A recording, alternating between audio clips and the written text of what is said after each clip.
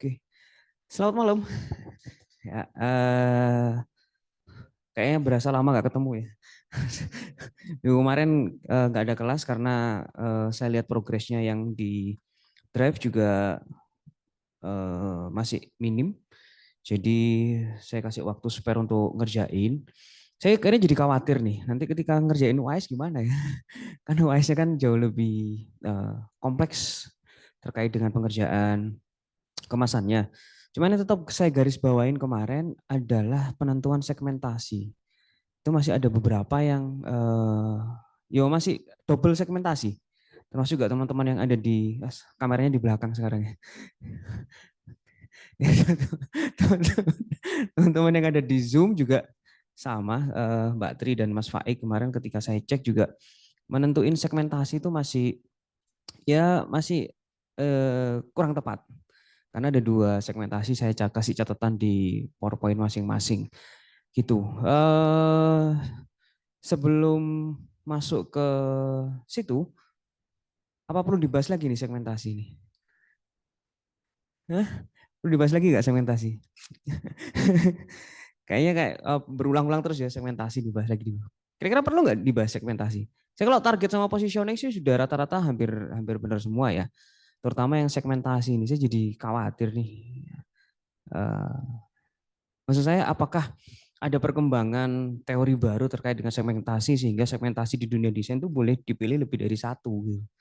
Kalau saya diskusi dengan Pak Yogi sih ya tetap segmentasi cuma satu, nggak bisa lebih dari satu gitu loh. Terutama untuk rentang usia, lalu untuk gender ya. Yang berkali-kali ketika teman-teman nulis segmentasinya untuk laki-laki dan perempuan, saya kayak mikir, emang ada ya jenis kelamin lain di Indonesia atau saya yang nggak update atau kayak gimana? Biasanya ditentukan jenis kelamin selain laki-laki dan perempuan kayak di Thailand gitu ya. Di Thailand kan ada 20 sampai 18 jenis kelamin dan itu diakui oleh pemerintah gitu. Kalau di Indonesia kan ya ada, cuman kan tidak diakui secara legal oleh pemerintah. Saya jadi penasaran tuh, apakah bisa. Lalu ketika menentukan perkotaan dan suburban, nah, ini baru lagi nih. Kalau kita ngomongin urban, berarti kan dia kita ngomongin village ya, desa ya.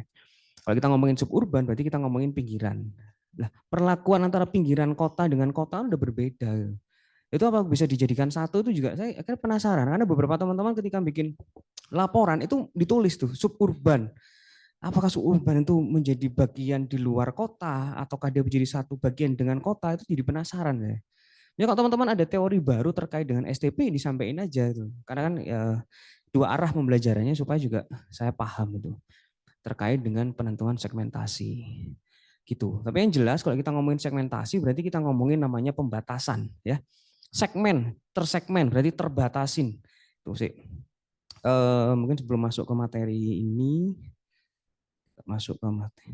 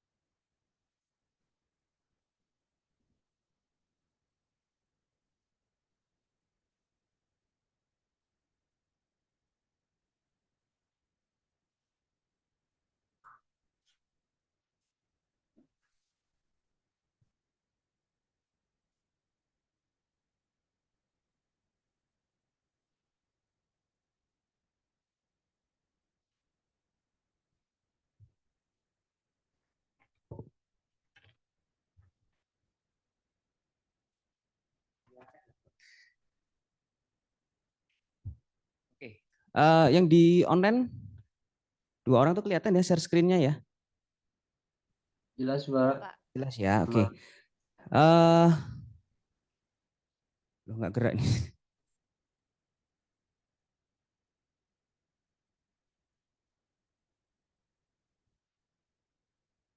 Kok saya jadi Gaptek ini. Nggak bisa keluar nih share screen-nya. Ini nyambung ke situ kan?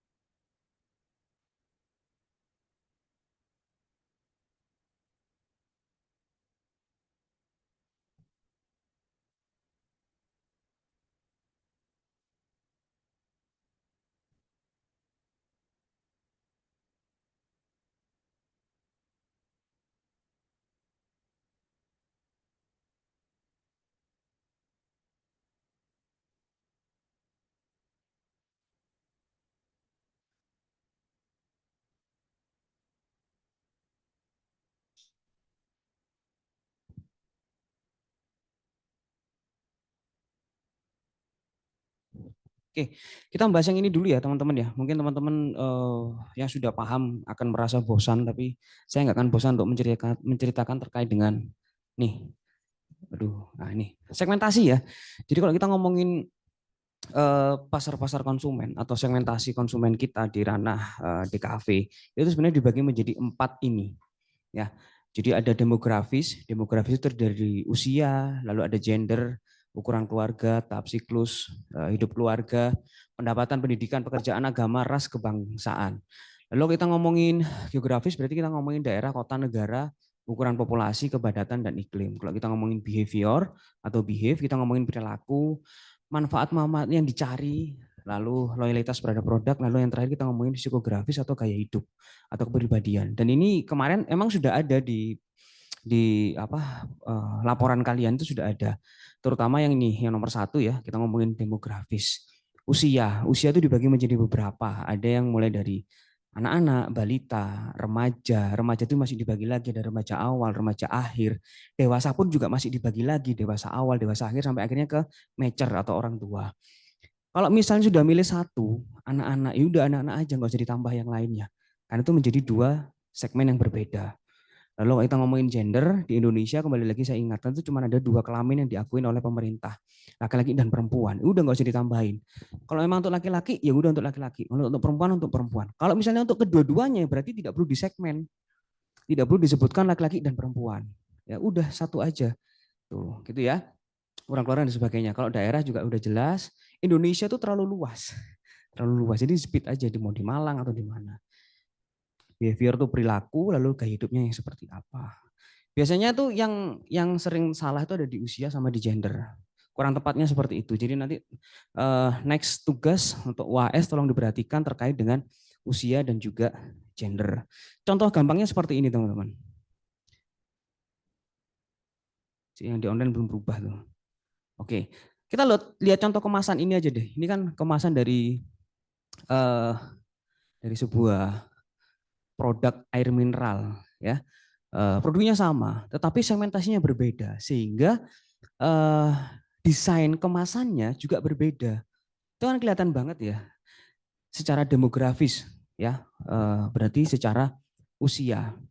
Yang atas itu untuk anak-anak ya, sehingga visual kemasannya ya juga anak-anak banget. Lalu yang kedua, yang sebelah kiri itu edisi eh, olahraga, ya berarti segmennya untuk siapa? Segmennya untuk siapa? Secara demografis remaja, nggak kurang tua dikit.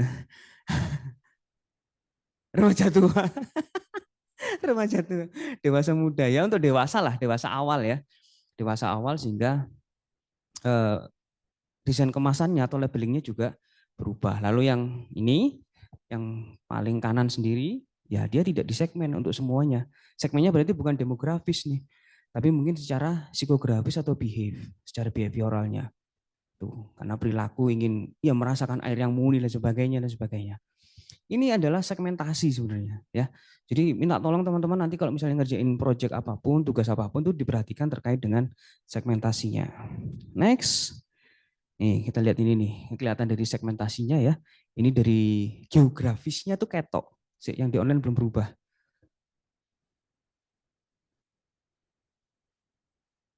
Masih Aqua yang di online ya.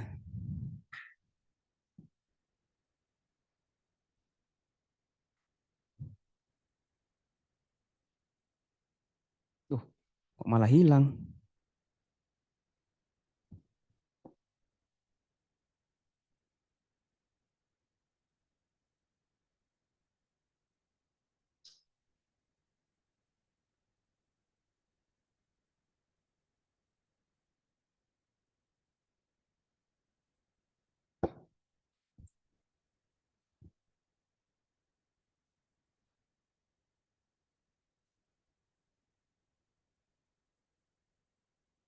Sebentar ya Mbak Tri sama Mas Faid ini ya.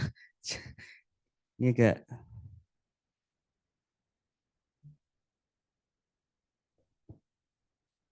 Kalau ke depan ini kelihatan nggak sih kameranya? Mas Faid sama Mbak Tri lihat kamera, lihat layar di depan kelihatan nggak? Mungkin dari gambar dikit ya Pak, tulisannya nggak kebaca. Iya, tulisannya nggak kelihatan ya. Iya, hari ini asik banget nih.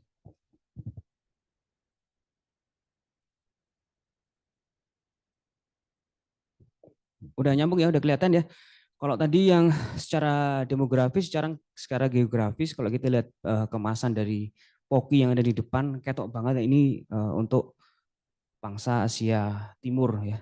Kelihatan banget ini secara geografis. Mungkin teman-teman juga ketika bikin laporan kemarin dikumpulin di Drive sudah menentukan geografi dan sebagainya. Saya nggak tahu apakah juga memikirkan terkait dengan geografisnya apa hanya sekedar oke saya buat coba lihat karyamu ini. Oke, apakah hanya sekedar oh ya saya menentukan ini demografisnya lalu visualnya itu nyesuaiin dengan segmennya atau tidak itu kan sebenarnya dipikirin. Karena memang kita nentuin segmen gunanya ya untuk itu supaya terlihat tuh eh, medianya. Wah, jangan gak asik banget ya hari ini ya. Oh, zoomnya. Oke, tuh kelihatan Coca-Cola ya. Di Indonesia nggak akan keluar nih edisi seperti ini. Ya, jadi secara geografisnya terlihat. Ini juga nih, ini khusus secara behave bagi orang-orang yang suka atau peduli dengan 3R. Kita ngomongin demografis nih. Ah, nih, demografis ya, usia ya. Under 14 tahun kan kelihatan banget nih untuk anak-anak kids. Oke, dari gaya desainnya, dari pemilihan warnanya itu terlihat sekali. Nih ya, warna-warna yang mateng, yang kuat, ilustrasinya juga kekanak-kanakan dan kartun. Ini yang saya tunjukkan di pertemuan pertama dulu. Ini udah mulai dewasa, teenager ya, uh, young adults, 14 sampai 25 tahun. Yang mulai kerasa nih perbedaan dari gaya desainnya. Sebenarnya penentuan itu ke situ arahnya. Nah, kalau kalian memilih dua segmentasi, ya opo kok gambar no gaya desainnya, ilustrasinya seperti apa? Tuh. Ini untuk adults ya, dewasa, 26 sampai 40 tahun, tidak menggunakan warna-warna yang cerah, tidak menggunakan banyak ilustrasi, ilustrasinya pun juga ilustrasi yang sederhana, ya pemilihan tipografinya pun juga tipografi yang kuat karakternya. Tidak kekanak-kanakan seperti yang sebelumnya, menggunakan font-font sans serif, tidak berkait. Kenapa? Karena kalau kita ngomongin font serif dengan serif, perbedaan utamanya adalah adanya kait atau tidak adanya kait. Kalau font serif, karena dia ada kait, maka jarak antar fontnya itu akan rengket. Nah, orang usia 26 sampai 40 seperti saya, baca font yang rengket-rengket itu pusing jadi. Jadi penggunaan fontnya adalah font-font yang tidak ada serifnya atau tidak ada kaitnya atau disebut dengan sans serif. Tuh, jaraknya juga juga cukup panjang gitu loh. Ini ya warna-warnanya juga sudah berbeda dengan yang awal. Terus gak banyak gambar lah. Karena orang-orang usia segini nggak mikirin gambar. Ya, dia mikirin informasi yang ada di kemasannya dan juga harga. Nah, itu penting tuh. Ya, karena orang dewasa udah mikirin harga. Ini kayak gini.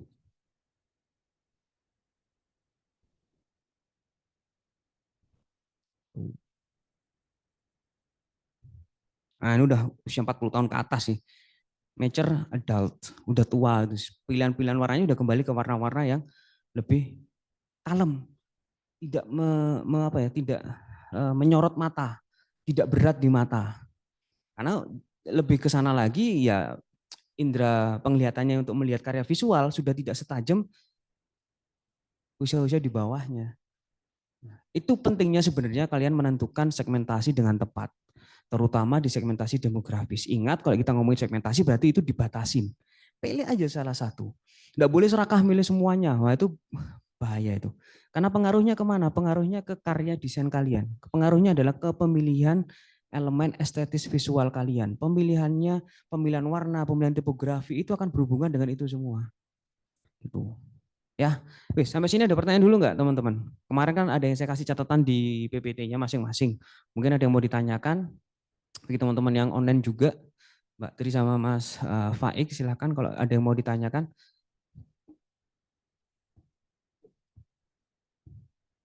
Halo, Ya, halo. Pak. Berarti Mm-mm. kalau misalkan secara demografis itu kayak buatnya umum gitu, berarti nggak usah ditulis gitu, nggak apa-apa? Nggak usah, nggak usah. Kayak tadi Oh, contohnya berarti nggak harus demografi, ya? nggak harus.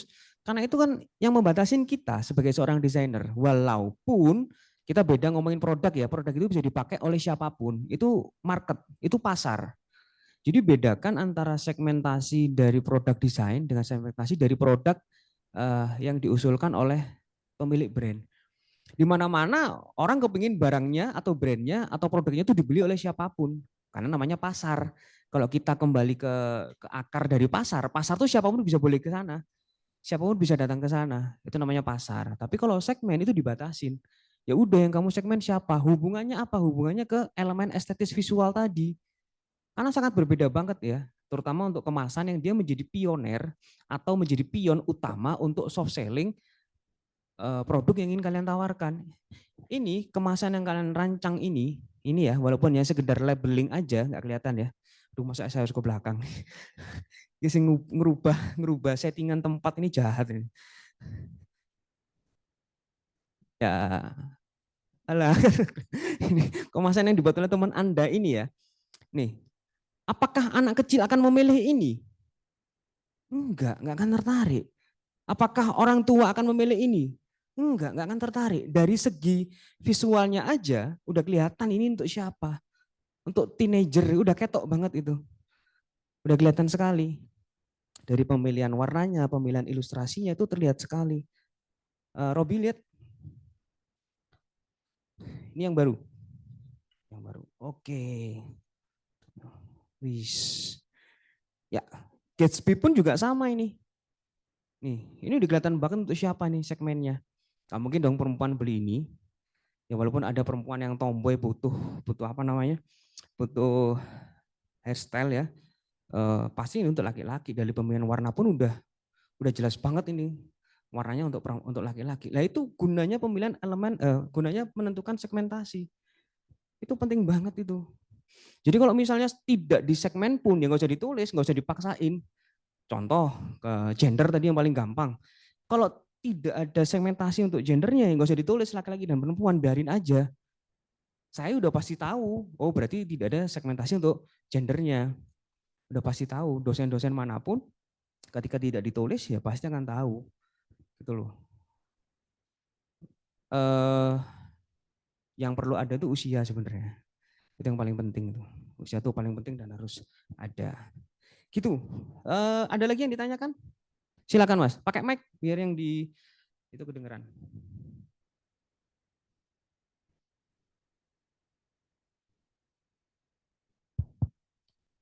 Saya mau nanya untuk soal segmen tentang pelajar sama pekerja itu kan dua hal yang berbeda ya. Benar. Nah itu berarti kita harus pilih salah satu.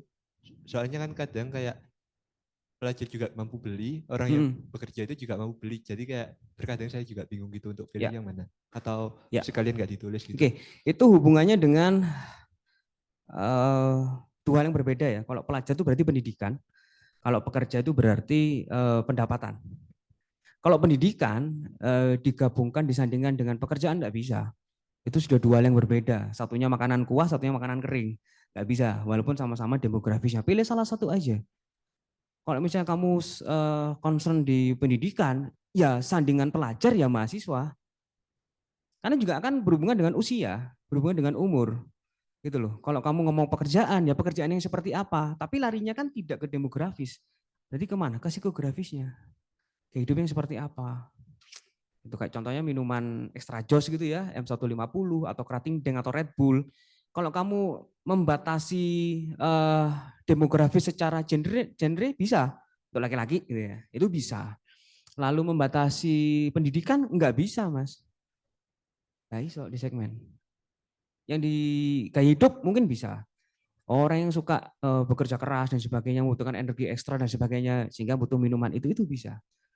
Tapi secara geografis bisa nggak di segmen? Agak susah. Mungkin pertama kali muncul si Extra Jos atau M150 bisa di segmen secara geografis di perkotaan. Karena mungkin Unilever belum melakukan pemasaran sampai ke pedesaan. Tapi seiring waktu berjalan, iklannya bermunculan dan sebagainya, selama waktu puluhan tahun, Extra Jos sudah merambah ke pedesaan. Nah, akhirnya segmentasi geografisnya dihapus, Mas. Muncul segmentasi yang baru, muncul pembatasan yang baru, begitu.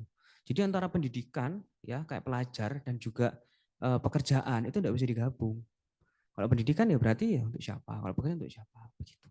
Berarti kalau misalkan ini produk body lotion gitu ya, yang pelajar sama pekerja nggak saya tulis tapi saya jelaskan untuk kebutuhan kulit agar melindungi, kayak itu kan jadinya masuk ke psikografis, itu nggak apa-apa? Nggak apa-apa. Oh, atau ya. Masuk ke behavioristis mas, manfaat-manfaat yang dicari pengguna. Oh. Gitu. Jadi pengguna itu butuh apa? Ini segmennya untuk siapa? Laki-laki atau perempuan? Perempuan. Perempuan. Berarti kamu perempuan yang seperti apa yang harus membeli Lovely? Oh iya iya. Lebih gitu. Ke arah kebutuhan. Iya, behavior-nya. Behavior, iya. Gitu. Jadi itu sih sebenarnya segmentasi itu tahapan awal untuk merancang sebuah karya. Jadi itu harus benar dulu. Kalau itu udah benar, ke belakangnya udah pasti enak. Makanya kalau kalian ngerjain tugas akhir nantinya, Mas Tri, Mas Faid, Mbak Tri, Mas Faid, dan teman-teman yang lainnya, kita akan lama di bab 3. Di bab 3 itu di STP-nya, itu lama banget. Gak tahu Robi sama Catherine gimana, di bab 3-nya lama nggak? Lama. Itu lebih lama daripada ngerjain bab 1, lebih lama daripada ngerjain bab 2, apalagi bab 4 dan bab 5, cepat banget. Bab 3 tuh yang lama, bisa sampai sebulan, 2 bulan, berkali-kali ketemu Pak Faldi dan Pak Yogi ya, hanya ngomongin itu aja. Segmentasi tok. Apalagi Pak Yogi, waduh, ngomongin segmentasi nggak karu-karuan tuh. Saya aja ngomong sama Pak Yogi segmentasi pusing. Yes Pak, yes. Saya baca buku aja Pak. Gitu. Saya tadi sore itu masih debat masalah segmentasi sama Pak Yogi. Saya nggak tahu teman-teman ikut mata kuliah visual identity nggak atau bahasa visual nggak? Kemarin ya, kan dibahas segmentasi ya. Ya itu Pak Yogi kemarin. Kemarin Pak Yogi nanya saya, gantian saya tadi nanya Pak Yogi. Gitu. Ini segmentasi itu penting banget. Itu yang membedakan kita dengan karya seni sebenarnya. Karena kita selalu memiliki yang namanya target audience. Nah, target audience itu ditentukan dengan cara apa ya? Menentukan segmentasi itu. Kalau karya seni bebas interpretasinya bebas. Karya seni itu sama kayak market, sama kayak pasar, siapapun bisa menikmati. Gitu ya. Yes. Ada pertanyaan lagi? Mungkin sebelum saya masuk ke bertanya Pak. Oke, boleh Mas Wahid. Ya, sebelumnya sih sempat ada pertanyaan kayak yang untuk pekerja ya, dan tadi terjawab mungkin di bidang behavior masuknya ya. Jadi mungkin pertanyaan yang lain yang ingin saya tanya itu, kalau yang sebelumnya kan kata Bapak 80% mahasiswa banyak yang milih apa namanya eksklusif ya. Nah, untuk eksklusivitas misal yang beli hanya membership atau orang-orang tertentu itu gimana ya Pak segmen? Jadi segmennya dia Misalnya termasuk barangnya segmennya apa stok itu? terbatas gitu. Wih, sumpah ini nggak asik nih kuliah hari ini. Gara-gara TV-nya dipindah saya nggak bisa mudah untuk share screen nih.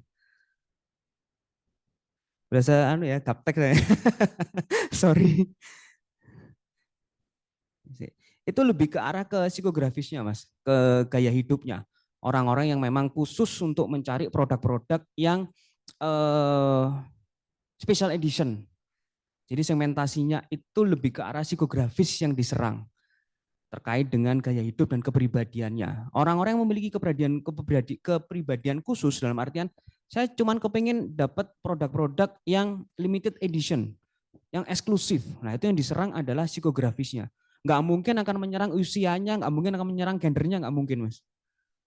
Ya, orang-orang yang karena saya suka sneaker ya, orang-orang yang nyari sneaker entah itu Air Jordan X apa itu nggak mandang usia, Mas. Nggak mandang gender juga. Yang diserang adalah gaya hidupnya. Nah, kita nggak nyampe ke sana, Mas. Karena gaya hidup kita pakai Vantela cukup. Ya, daripada ngeluarin duit 60 juta hanya untuk diinjek-injek ya. Lebih baik kita nggak usah beli itu. Ya, makanya usianya tidak diserang, Mas. Yang diserang adalah gaya hidupnya, behaviornya, perilakunya. Perilaku orang yang hanya kepingin dapat sorotan karena pakai Air Jordan X apa gitu. Yang harganya 60 juta ketika itu dipakai, dia jalan tuh merasa bangga. Ya kalau saya melihat orang pakai sepatu harga 60 juta, oh, goblok itu. Lah apa 60 juta di itu kan gitu. Mendingan beliin Vespa dinaikin. Ya, masukkan investasi, beliin emas, enak. Nah, itu yang diserang adalah behave dan psikografinya, Mas Faid. Sehingga dia tidak menyerang demografisnya, dia tidak menyerang geografisnya. Saya yang cukup sampai sekarang nggak habis pikir adalah ketika kita berbicara kendaraan-kendaraan luxury ya, kayak Mercedes, GLC, lalu Ferrari, lalu Porsche, itu tidak dimiliki orang-orang di Malang, malah di Blitar, Mas. Saya sering kali lihat kendaraan-kendaraan super mewah itu platnya AG, Mas. Itu gila banget itu. Di Surabaya pun jarang. Itu malah di plat AG itu ketika saya ke Blitar banyak banget tuh kendaraan-kendaraan mewah di sana. Sedan-sedan yang luar biasa. Nah itu kalau di segmen ya berarti geografisnya yang diserang. Marketingnya lari ke orang-orang yang punya duit tapi tidak punya mall di tempatnya. Di Blitar ada mall nggak? Ya ada, tapi kan ya saya tidak mendiskreditkan Blitar ya. Ya daripada duitnya habis buat apa? Beliin mobil aja. Makanya anak-anak daerah yang dari Blitar, dari Kediri ke Malang itu kendaraannya luar biasa. Mungkin juga seperti itu pemasaran dari orang-orang yang jualan mobil. Gitu Mas Faid. Jadi yang diserang adalah behavior sama psikografisnya. Makanya keempat ini tadi, Allahumma. Ya. Tapi di sini nggak keluar Mas. Berasa, sumpah hari ini saya berasa. Yang diserang adalah psikografis sama behave-nya, perilakunya. Ini loyalitas terhadap produknya, loyalitasnya nih, gaya hidupnya, demografis, geografisnya dilewatin, gitu loh. Jadi untuk barang-barang yang benar-benar eksklusif atau barang-barang yang luxury. Gitu Mas Faid jawabannya. Kurang lebihnya kayak gitu ya. Kalau kita ngomongin yang namanya segmen. Segmen ini harus ada di perancangan karya desain, tapi tidak semuanya harus masuk. Tidak semuanya harus masuk. Ya yang mana aja lah yang cukup di segmen. Tapi itu harus ada, karena itu menentukan targetnya. Setelah kita menentukan segmen, muncullah sebuah target. Dari target itu muncullah positioning. Segmen dan target itu ditentukan oleh desainer dan juga si pemilik brand. Positioning itu ditentukan oleh konsumen kita. Ketika kita melihat karyanya, kita melihat iklannya, itu positioning. Di mata konsumen, produk kita atau iklan yang kita buat, itu seperti apa di mata mereka. Itu positioning. Nah itu Pak Yogi nanti yang ngajarin ya. Saya nggak akan ngajarin tuh. Nanti aja Pak Yogi di mata kuliah visual identity. Tapi kemarin Pak Yogi janji sama saya akan jelasin itu ke teman-teman kok. Jadi tenang aja ya.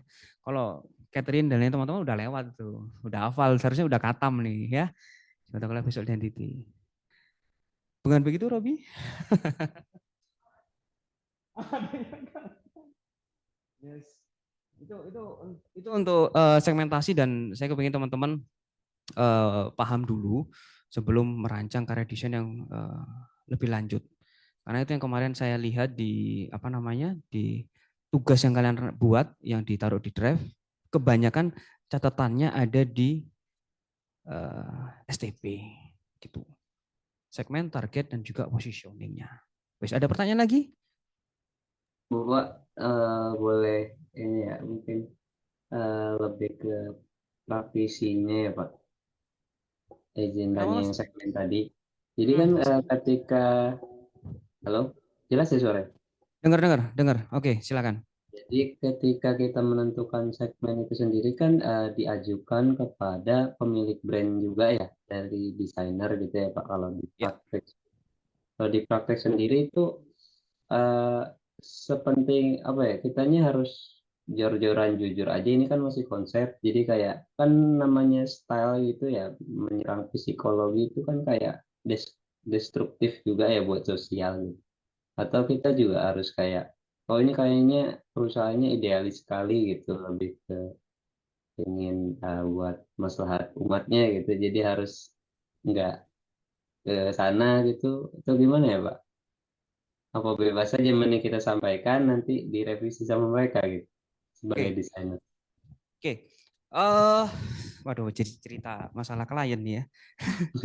Kalau kita ngomongin di dunia nyata ya, di industri kreatif, eh, kita akhirnya dihadapkan pada dua masalah. Kita mau nurutin klien yang bayar kita, atau kita nurutin keilmuan kita. Tuh. Ini saya pribadi Mas ya, nggak bisa di general seperti apa. Kalau saya pribadi, saya selalu ngajarin ke klien Mas. Saya memberi edukasi. Bapak yakin mau pakai jasa saya? Berarti ada aturan-aturan yang harus Bapak ikutin. Deal-dealan dulu Mas di awal, sebelum kita nentuin harga. Memang ada yang klien itu, aku biasa nggawe produk, aku nggak bisa iklan kok, iki rewel banget. Ya itu saya lepas Mas. Saya nggak mau bikin iklan, bikin kemasan, atau bikin produk media desain, entah itu foto atau video, yang nggak sesuai dengan keinginan saya. Di tahap ini ya, di tahap ini ya. Kalau awal-awal dulu, ya yang penting dapat klien, ya kita ikutin. Tapi kan ada rasa, secara psikologis kita juga ada rasa yang nggak enak juga Mas. Ya kita masih ngasih masukan aja kepada klien, penentuannya seperti ini dan sebagainya. Walaupun tidak secara gamblang kita ngomong, Pak segmentasinya kayak gini ya, ini seperti ini enggak. Ya kita menunjukkan konsep jadinya aja. Karya yang Bapak minta seperti ini pangsanya seperti ini, kayak gini, bagaimana Pak? Akhirnya kita deal-dealan di situ Mas. Karena produk yang dibuat mau nggak mau adalah membawa nama baik kita juga sebagai seorang desainer. Nggak mau klien disalahkan, itu gak gelem Mas. Kalau ceritanya klien, oh ya maaf Mas ya, saya yang salah. Kalau ceritanya Mas, pokoknya ini dibayar, us. Nggak akan mungkin klien itu 1:100 lah. Ya, klien yang mau mengakui bahwa dia salah. Tuh, yang salah ya kita. Tapi kan alangkah podo-podo salah, kenapa kita nggak ngasih sesuatu yang benar dulu? Itu kalau saya ya, dari pengalaman saya nggak tahu teman-teman ketika menghadapi klien apakah seperti itu, ataukah yang penting deal, membuat karya yang nggak enak dilihat dan sebagainya, ya monggo. Tuh. Saya pengalaman bikin iklan sosis so nice Mas. Nggak tahu di daerah Jawa Barat tayang atau tidak. Kalau di Jawa Timur itu kan afiliasinya sama JTV. Iklannya welek Mas. Saya begitu ada iklan Sona saya ganti Mas, walaupun saya yang buat. Isin. Saya ngeliatnya tuh malu, wah iklan opo gitu. Saya malu Mas, jujur aja saya malu. Akhirnya saya skip. Untuk kontrak iklannya durasinya cuma 2 tahun. Itu pertama kali Sones keluar. Tuh, saya nggak tahu di TV nasional Sones iklannya tetap jelek gitu. Ya tetap nggak masuk akal iklannya Sones. Padahal kan bisa menggait apa ya, endorsement yang bagus, membuat konsep yang bagus. Tapi saya sadar, kenapa kok iklan Sones yang penting menancap secara awareness-nya. Ya karena segmentasinya menengah ke bawah, Mas. Beda dengan Kimbo, beda dengan apa? Sosis sing larang ya apa sih? Canceler nggak ada iklannya Mas. Orang udah percaya dengan canceler, nggak ada iklannya canceler. Orang nggak butuh waktu, ndelok rego wis ketok Mas. Ono rego ada harga ada rupa. Tapi sosis so nice, bayangkan sosis so nice itu sosis siap saji pertama di Indonesia. Ya, dicatat itu. Canceler juga sama, siap saji. Pernah dalam hidup kalian lihat iklannya canceler di TV, di majalah? Ada. Nggak ada. Harganya 10.000, cuma dapat 1. Soundtest 12.000 dapat 3. Ya apa kan? Gimana itu? Ya yang diserang adalah segmentasinya menengah ke bawah, sehingga dia butuh iklan supaya apa? Aware. Ngerti dulu ada brand Sones, sosis siap makan, udah selesai. Dia nggak ngomongin konsep, mungkin dia nggak ngomongin alur ceritanya seperti apa, dia nggak ngomongin sinopsisnya kayak gimana, syutingnya langsung jalan dan sebagainya. Itu Sones. Dan itu yang saya rasakan. Awal-awal Sones keluar kan produksi Siantar Top ya. Dia di Surabaya itu. Saya dan teman-teman bikin iklannya. Loh kok kayak gini? Tapi ya karena kita satu production house ya, nggak cuma saya aja yang harus hidup dari situ, ada tim yang lainnya. Kita butuh uang nih. supaya production house kita jalan. Ya akhirnya egosentris saya sebagai seorang desainer harus saya turunkan. Yang penting jalan. Ya iklannya ya welek Mas. Saya lihat itu malu, iklan opo. Itu gimana? Tori-tori cracker itu juga sama itu. Supaya kita menancapkan ke orang, ada orang joget-joget, ngapain coba? Ngapain itu? Tapi kan akhirnya menjadi aware kita. Walaupun sekarang produknya sudah nggak ada. Tapi kita masih aware tuh. Jadi secara proses brandingnya berhasil, tapi produknya kan tidak bertahan. Ya gimana kayak gitu? Makanya kita beda harga Mas ya. Saya selalu menetapkan 3 harga kalau saya bekerja di ranah desain. Pertama adalah harga profesional. Kalau harga profesional ya sudah, serahkan semuanya ke saya. Karena Anda bayar mahal saya kan maksimal di sana. Kalau foto saya menggunakan kamera yang terbaik saya, lensa saya yang terbaik, editingnya juga terbaik. Yang kedua adalah harga teman. Harga teman yowis sak sirku, aku tinggal opo yowis terserah saya. Yang kedua adalah harga sosial. Harga sosial ya tidak bisa dihitung dengan uang. Itu aja. Kalau kamu mau profesional dengan saya, ya harus terima aturan dari saya. Karena saya sudah di tahap itu. Kalau teman-teman sudah di tahap itu ya seharusnya seperti itu. Tapi kalau masih merintis ya mau nggak mau ya 50-50 lah ya, so and so lah. Kadang ngikutin klien, kadang kita juga ngasih edukasi ke klien. Supaya apa? Klien tuh puas dengan karya kita. Itu. Gitu jawabannya Mas Faid. Kurang lebihnya seperti itu. Makanya tetap aja menentukan segmen target positioning itu tetap penting, walaupun mungkin seiring waktu berjalan ketika kalian dapat klien itu nggak dipakai, tapi kalian tahu gitu loh. Kalau ada tangga ya, anak tangga, jarang banget orang kan jalan tuh di tangga yang nomor 1, itu jarang banget. Langsung diloncati ke tangga kedua, atau kalau orang iseng langsung loncat ke tangga ketiga, keempat. Ya. Tapi ada tangga 1 yang harus kita lewati itu pelajarannya. Gitu. Kurang lebih kayak gitulah ya. Tuh. Gimana Faid? Ada pertanyaan lagi? Jelas Pak, mantap, lengkap. Wah, mantap. Ini belum masuk materi ya. udah 7:30 nih. Gak apa-apa. Kemasannya udah jadi ya teman-teman ya. Kemasannya udah jadi semua. Bagi teman-teman yang belum selesai masih proses cetak atau apapun lah itu, nggak apa-apa tetap diselesaikan aja. Bagi teman-teman yang online nanti di shoot aja, di shoot dari berbagai macam angle, di foto juga nanti diupload ke Drive ya. Bagi teman-teman yang offline nanti silakan dikumpulkan. Nanti saya periksa, saya cek mana yang kurang, mana yang pas. Tapi kalau melihat dari thumbnail sama rough layout sudah hampir benar semua. Ya, sudah hampir benar semua, cuman nggak tahu nanti finishingnya rapi atau tidaknya ya. Kayak Adi ini baru ngelim nih kayaknya tadi. Saya nggak tahu benar atau tidaknya. Ini juga ini ya. Oke, ya nanti saya cek. Minggu depan akan saya review satu persatu sambil nunggu. Yang hari ini yang nggak masuk cukup banyak ya. Yang hari ini nggak masuk cukup banyak. Terus teman-teman yang online kayaknya juga masih ada kendala di percetakan. Memang nggak bisa sehari 2 hari sih, harus banyak waktu untuk mengerjakan, tapi tetap berprogres, tetap berproses, nanti dikumpulkan, nanti saya cek. Ya, itu. Oke. Hari ini masuk ke materi baru. Semoga saya bisa share screen nih.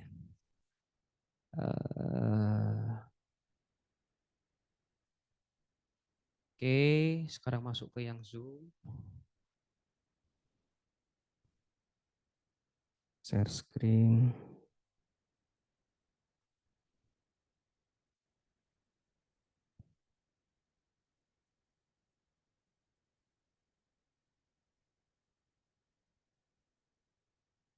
Oke, bismillah. Oke, berubah. Kita ngomongin yang namanya collective packaging. Ya, collective packaging ini menjadi ujian akhir semester kalian. Jadi tugas pertamanya tetap diselesaikan, lalu kita nambah satu tugas lagi untuk UAS, kita sebut sebagai collective packaging atau kemasan kolektif. Collective packaging itu berarti kemasannya lebih dari 1. Ya, jadi ada yang namanya first packaging atau primary packaging, ada yang namanya secondary packaging. Ya, kemasan pertama atau first packaging adalah kemasan yang langsung nyentuh ke produk atau bersinggungan dengan produk. Ya, kalau Lovely ini termasuk first packaging. Gatsby yang dibuat termasuk first packaging. Ya, jadi kemasan yang langsung nempel ke produknya. Permen, ya.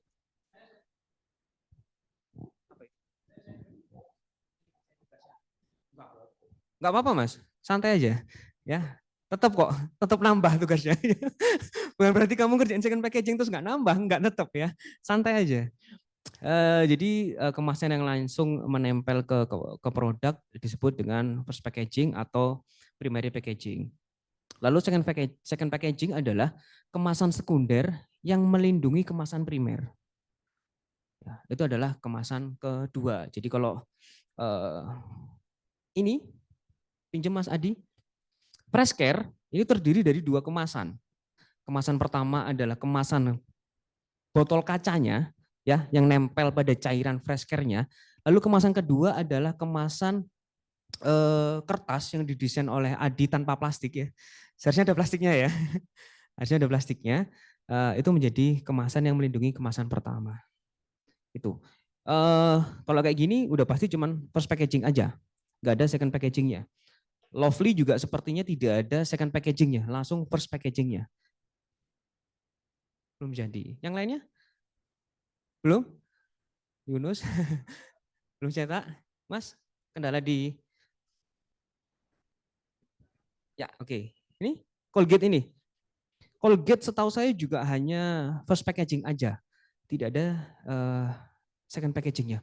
Tetapi tidak menutup kemungkinan ketika kemasan ini dibundling menjadi satu, kalau dulu masih ada nih, dia dibuatkan second packaging lagi masih ada. Jadi dua Colgate ya, dua varian. Biasanya ketika ada satu varian baru, itu dibundling jadi satu, lalu dibuatkan second packagingnya. Tapi orang-orang sekarang males. Ya, ada dua kemasan diisolasi. Isolasi. Waduh, tuku tapi soro. Ya, sampai ke rumah tuh isolasinya kuandel banget. Ya, saya paling benci kayak gitu. Jadi kalau misalnya kalau di Malang tuh ada namanya Avia ya. Avia di pojokan kayu tangan itu. Lalu juga ada Hero di Gajah Mada itu sudah nggak seperti dulu lagi. Orang-orang udah malas banget. Jadi dua kemasan seperti ini diisolasi. Nggak tahu kalau di Bali sama di daerah Jawa Barat kayak gitu apa enggak ya. Jadi kemasan-kemasan yang bundling-bundling itu diisolasi dari satu, isolasi bening kuandel banget sehingga ketika kita beli kita juga dapat susahnya membuka kemasan itu. Kalau ini apa ini Mbak? Oh, softland, ininya softland. Oh, buat ininya softland. Oke, ini juga sama ini. Ini ada second packagingnya, first packagingnya ada di dalam. Itu adalah first dan second. Itu termasuk jenis kemasan kolektif. Kemasan yang tidak hanya berdiri sendiri atau kemasan yang lebih dari satu. Itu ya. Second atau first. Bahasanya gitu. Jadi ada yang ngomong secondary, ada yang ngomong primary, ada yang ngomong second, ada yang ngomong first. Itu seperti itu. Oke. Dalam beberapa kasus untuk menjual produk dalam bentuk paket, produsen mengemas makanan dalam satu lini produk agar dapat dijual bersamaan, McD dan sebagainya ya. Dengan cara ini produk menjadi lebih mudah ditampilkan dan dibawa. Ingat, kemasan gunanya yang paling utama adalah untuk mempermudah konsumen membawa produknya. Tuh. Biasanya juga ada embel-embel diskonnya, bundling gitu ya, bundling ada diskonnya. Padahal reganya diunggah no. Harganya dinaikkan, makanya kita bisa dapat harga yang murah ya karena sebenarnya hitung-hitungan secara akuntansinya podo aja, sama aja. Gitu. Metode umum yang digunakan oleh supermarket adalah dengan menggabungkan produk menggunakan selotip ya untuk dijual dalam bentuk paket. Nah, sederhana namun kurang menarik secara tampilan tuh ya. Melalui desain kemasan kita bisa mencapai efek yang lebih baik. Di satu sisi kemasan ini stabil dan aman sehingga melindungi makanan dengan baik atau apapun itu. Di sisi lain kemasan juga mudah dibawa dan memudahkan konsumen untuk yang mendapat kepuasan lah. Udah bayar, enak dibawa kan, sip gitu loh. Ya. Jadi kalau misalnya dalam bundling besar itu enak dibawa. Terus kalau misalnya ya, saya maafkan. Kalau misalnya kita ngomongin bundling itu kan berarti kan ada beberapa kemasan supaya apa ya? Supaya menarik perhatian juga karena fungsi utama kemasan adalah sebagai media promosi. Penjualan dari misalnya kita ngomongin ini ya, Gatsby ini ya. Gatsby yang dibuat oleh Robi ini adalah produk baru, ya. Ada yang fiber apa namanya? Apa kemarin variannya? Ada yang Peace sama Balm ya. Bedanya apa ini?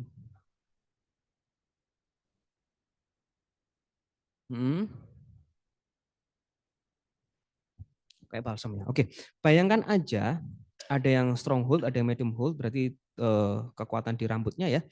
Bayangkan aja teman-teman yang online juga, Gatsby membuat produk baru ya. Ada dua, kebetulan desainer yang dipilih adalah Robi. Robi membuatkan kemasan yang barunya.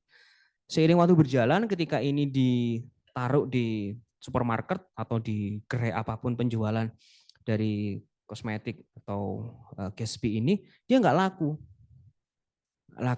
Pertanyaan kan cuma dua, apakah desainnya yang tidak menarik, ataukah orang lebih percaya dengan produk yang lain? Kan cuma dua itu. Tetapi Gatsby tetap yakin bahwa produk baru ini akan hits, akan meledak. Karena apa? Karena ya kelebihan dan sebagainya itu di luar kita kelebihannya. Caranya gimana, Rob, supaya dia bisa laku? Sebagai seorang desainer, pemecahan masalahmu kayak gimana?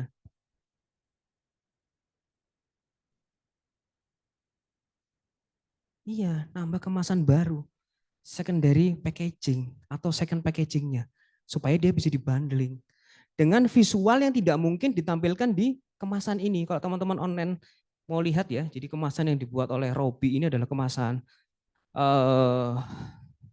susah banget hidup saya malam ini. Ini seminggu kayak gini kurus saya. Jadi kemasan yang dibuat oleh Robi adalah kemasan seperti ini. Jadi labeling ya. Labeling karena segmentasinya untuk laki-laki, mungkin untuk pekerja usianya 20 tahun ke atas, nggak mungkin anak kecil tertarik dengan Gatsby seperti ini. Nggak secara visual tidak ada elemen grafisnya, tidak ada elemen ilustrasinya. Ya, jadi hanya menggunakan warna dan tipografi. Orang masih akan berpikir dua kali ketika membeli ini. Pertama, dia adalah produk baru, yang kedua adalah secara visual dia kurang merepresentasikan dari Gatsby. Caranya gimana supaya produk ini tetap laku? Ya nambah kemasan baru, second packaging, supaya dia bisa dibundling. Nah, dengan bundling seperti itu, Robi bisa memasukkan elemen visual yang tidak ada di first packagingnya. Kalau kita kemarin ngomong ada 9 elemen yang harus ada di kemasan. Salah satu yang tidak ada di kemasannya Robi adalah ilustrasi atau foto. Itu adalah salah satu guna dari collective packaging. Gitu. Gitu ya Rob ya. Gitu ya teman-teman ya. Jadi seperti itu. Jadi untuk membundling. Nah, kemungkinan dengan ada harga dibundling, harganya berapa ini Rob kira-kira? 37.000 ya. Kalau kali 2 berarti 74. Ya, 74. Mungkin aja dengan harga bundling dia bisa menaikkan harganya, misalnya ya di supermarket yang saya tahu ya, satuan itu 40.000 ya. Kalau beli 2 harganya jadi 70.000. Padahal sudah menutup kosnya. Kan seperti itu. Biasanya kalau orang-orang akuntansi dan manajemen bermain dengan harga. Itu, yaitu gunanya kolektif packaging. Ya, seperti itu. Saya banyak mengambil contoh makanan ya, karena itu yang paling menarik sekali untuk dibuat kemasannya. Teman-teman nanti juga bolehlah ketika kerjaan project UAS ngambil produk makanan yang ada. Jadi kayak gini nih. Ini brandnya adalah Mood, MUD ya. Tujuan dari proyek ini adalah merancang kemasan untuk sarapan yang bisa langsung dibawa. Antara cookies, yang jelas ini bukan orang Indonesia ya, orang Indonesia nggak pernah sarapan kue ya. Kue itu bukan sarapan kalau orang Indonesia, itu hanya selilit, cemilan ya. Kita sarapan cookies jam 7, jam 8 udah nasi. Tapi kalau di sana masih oke lah, orang-orang sana makan cookies, makan muffin, itu masih oke buat sarapan. Karena yang dikejar di sana adalah karbohidrat dari gula. Kalau kita karbohidratnya dari apa? Nasi ya, harus ada nasi gitu. Lontong pun juga nggak jaminan kita kenyang ya. Roti itu apa itu ya? Hah? Lontong mie nasi. Udah lontong nasi tambah mie goreng lagi ya. Buset, itu paling nikmat ya, apalagi kalau dibuatin ya. Kalau buat sendiri nggak enak. Ya. Itu masih misteri itu ya. Itu. Jadi menawarkan cupcake, donat, kue kering, love cake yang dipadukan dengan kopi, teh atau coklat panas jadi satu. Jadi kalau kita lihat kemasannya sendiri-sendiri tuh, kemasannya sendiri-sendiri, ada cookies sendiri, ada muffin sendiri, kemasan untuk apa namanya susu atau tehnya juga sendiri. Tapi kalau digabung jadi satu, keren. Jadi dia bisa menjual produk yang kurang laku, gitu loh. Jadi dia bisa menjual produk yang kurang laku. Itu adalah salah satu tujuan membuat kolektif packaging. Jadi bisa jadi yang menarik juga. Tetap tujuannya untuk promosi ya, bukan informasi. Tujuan utamanya tetap untuk promosi. Makanya kalau teman-teman di visual identity merancang logo, lalu diimplementasikan dalam bentuk GSM, lalu GSM kan GSM-nya di dalamnya itu kan ada correct use, incorrect use dan sebagainya. Lalu ada implementasi medianya, kemasan tuh jarang masuk. Kemasan jarang. Yang sering masuk adalah stationery kit, kop surat dan sebagainya. Lalu apa lagi? Name tag ya itu, terus amplop yang sudah tidak pernah dipakai lagi ya. Kop surat amplop itu dibuat apa? Name tag juga jarang dipakai, kartu nama, mungkin expander sebagainya. Jarang sekali memasukkan kemasan. Karena kadang tujuan dari GSM itu hanya sekedar informasi, aware aja. Tidak menuju ke promosi secara langsung. Tuh. Sehingga jarang banget dia masuk ke GSM yang dibuat. Tuh. Makanya desain kemasan dia keluar sendiri mata kuliahnya. Tuh ya. Lalu ada lagi nih. Aduh, susah banget nyebutinnya. Lepan itulah pokoknya susah. Tuh ya dia menggunakan strategi baru untuk menjangkau konsumen baru yang lebih muda. Mereka membuat sebuah kemasan. Ini produk untuk roti ya, untuk bakery. Karena segmennya rotinya adalah roti yang keras tuh ya, roti-roti model-model bagwe itu ya, roti-roti Perancis yang watos, yang kalau kita makan nih, wah dus tukulara nggak jadi dipangan misalnya. Kalau di hotel-hotel ada lah ya, dia di toast dulu dan sebagainya. Tapi ya lagi-lagi orang Indonesia makan roti aja udah malas, apalagi roti yang keras itu tambah malas lagi ya. Roti yang panjang-panjang itu kan ada tuh ya, bagwe itu susah banget dipotong juga susah. Nah untuk apa namanya merefresh segmentasinya, dia dibuat kemasan kolektif seperti ini. Tetap menonjolkan sisi premium dari rotinya.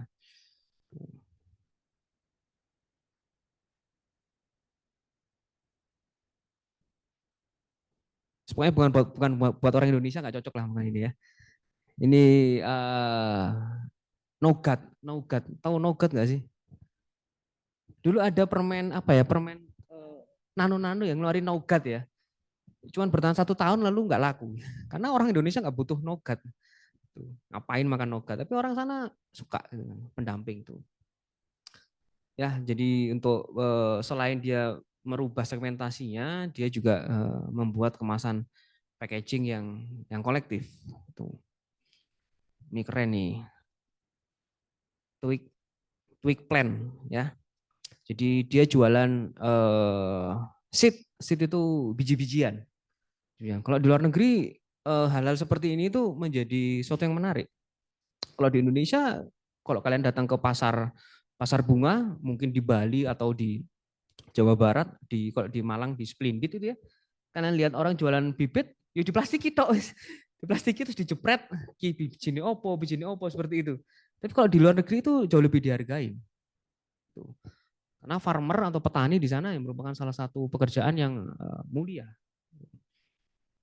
Ya, khusus untuk menyediakan tanaman untuk rumah, lini produknya mencakup pupuk tanaman berkelas tinggi, benih siap tanam, serta benih yang sudah ditanam dalam wadah biogrid yang dapat langsung ditanam ke tanah untuk terurai secara alami. Ya, gambar bentuk daun yang cerah menyerupai tanaman berpanjang lebar, ya, jadi menarik banget.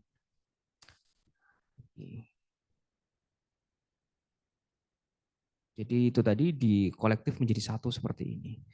Jadi ada first packagingnya berarti yang langsung menyentuh dengan biji-bijiannya, ya.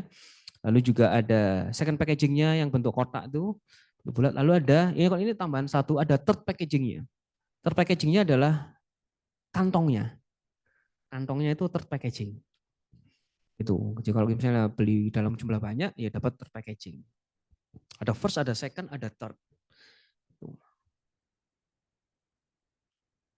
Teman-teman yang di online ada pertanyaan nggak? Atau jangan-jangan saya kecepatan nih? Aman, Pak. Aman ya, aman. Oke. Nah, di sini ada pertanyaan. Aman ya, aman-aman kok lali.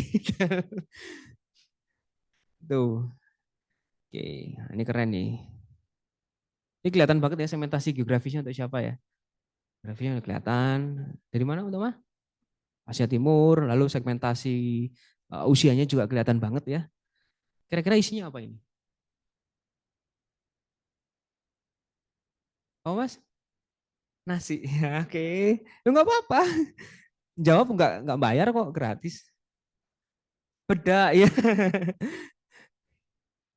Sabun tangan ya, makin ngaco ya. Yaudah ya, cukup. Nah,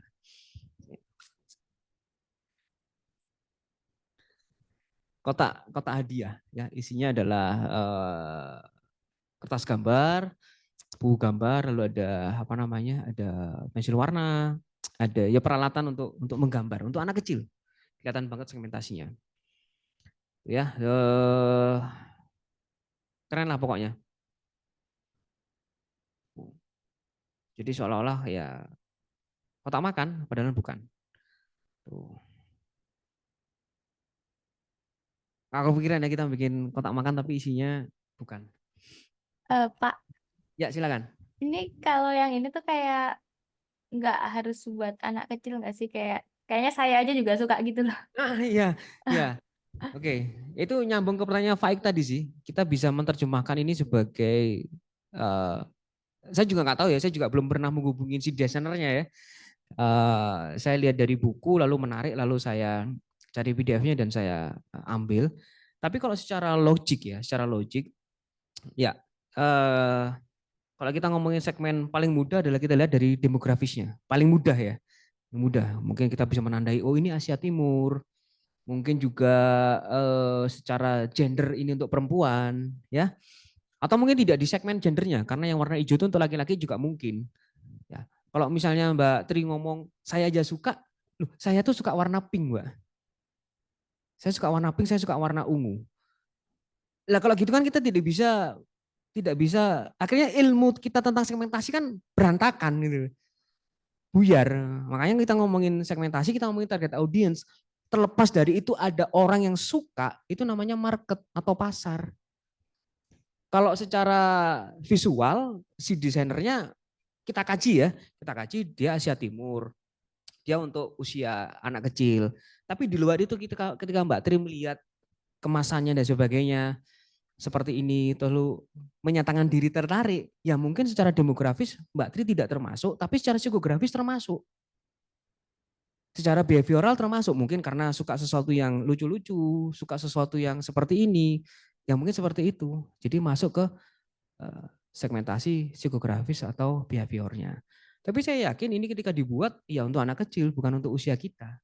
Tapi kalau kita tertarik berarti kita bagian dari market atau pasar. Berapa orang sekarang yang tertarik dengan usia seperti saya atau seperti Mbak Tri dengan desain seperti ini? 10%, 15%, pasti jauh lebih tertarik anak kecil. 85% anak kecil lebih tertarik. Karena visual-visual yang ditampilkan ya anak kecil banget. Ya saya tidak menyalahkan orang yang suka. Saya yakin teman-teman disuruh milih pembersih muka untuk laki-laki itu apa? Cuff ya. Cuff dibandingkan Pond's pasti akan milih Pond's-nya daripada Cuff-nya. Padahal Cuff itu segmentasinya untuk laki-laki, Pond's untuk perempuan. Tapi laki-laki beli Pond's apakah salah? Enggak. Saya pakai Lovely juga enggak salah. Enggak salah karena kita pasar, kita market. Sama seperti Mbak Tri memposisikan dirinya sebagai market. Tapi untuk segmen kok kayaknya enggak dulu ya. Kayaknya enggak dulu deh, tapi lebih ke market. Tuh. Ini di sini ketok nih untuk perempuan. Lalu ketika Faid ngomong, Pak saya suka jahit, lah apakah nggak boleh beli? Ya boleh dong. Ketika tiba-tiba Robby flashback ke masa lalunya ketika dulu pulang ke rumah neneknya dia diajarin jahit terus dia tertarik sama ini, saya juga nggak bisa melarang. Itu namanya pasar, tapi secara segmentasi ya dia untuk perempuan. Loop adalah merek bahan serat dan aksesoris yang ditujukan untuk gerakan DIY. Do it yourself. Yang sudah berkembang serta para pengrajin berpengalaman dengan kemasan yang sederhana, produk loop seperti ini ya, berbicara dengan sendirinya akan dan dikemas menggunakan material yang mencerminkan pengalaman serta keaslian merek ini. Karena biasanya kalau kita ngomongin rajutan tuh identik dengan sesuatu yang klasik ya, sesuatu yang berhubungan dengan alam. Sehingga semua kemasan yang dibuat ya warnanya, tipografinya, bahan-bahannya ya memper ke sana atau mirip ke sana. Ini ada third packagingnya berupa tas itu, lalu ada first packagingnya berupa label yang menempel pada benangnya, ya, lalu juga ada beberapa first packaging yang langsung berhubungan dengan produknya. Ini.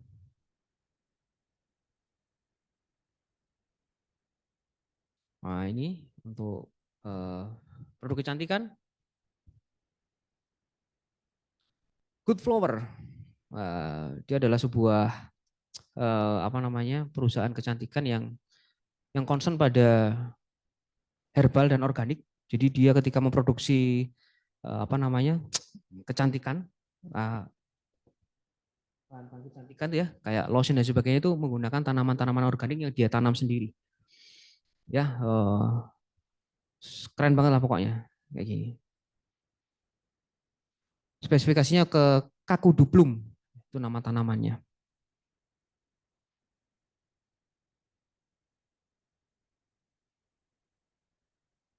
Apakah saya nggak tertarik? Saya tertarik karena warna pinknya.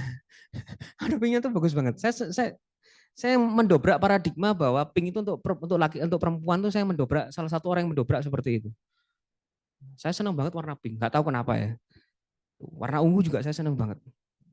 Saya warna-warna biru, warna-warna merah, yang laki-laki banget coklat, nggak seneng ya. Bukan berarti saya kelainan ya. Kita tidak bisa mendeskripsikan orang dengan itu sih sebenarnya. Cuman ya aneh banget gitu. Itu ya nggak apa-apa. Ini Kakuduplum.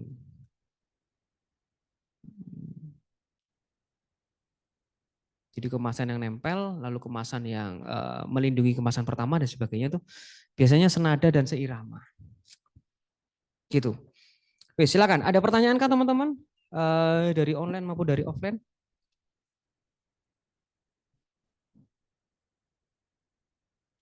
Saya kasih waktu untuk bertanya terkait dengan collective packaging.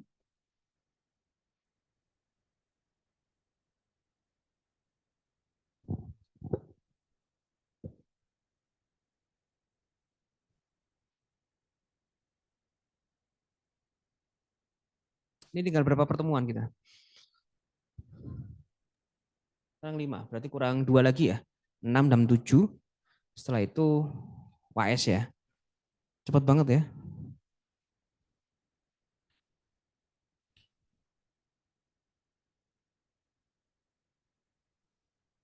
Tadi satu lagi yang ada Dania.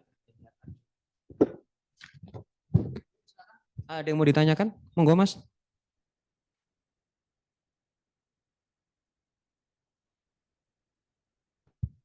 Saya mau nanya untuk yang second packaging itu kan kemasan luarnya biasanya kan kayak gitu. Cuman unsur visualnya biasanya apa aja? Kan kalau misalkan contoh Insto gitu kan ada yang botol terus habis itu ada covernya yang berupa kertas gitu. Kalau yang di botolnya kan mulai ada kayak ingredients-nya, petunjuknya, pemakaiannya. Tapi kalau yang botolnya kan mungkin kayak ilustrasi, terus nama brandnya, dan apalagi itu biasanya. Oke, kita kemarin udah menetapkan 9 hal yang harus ada di kemasan ya. Masih ingat ya? Saya lupa soalnya. Jujur saya lupa soalnya. Teman-teman ada yang ingat gak? Ada yang nyatet gak?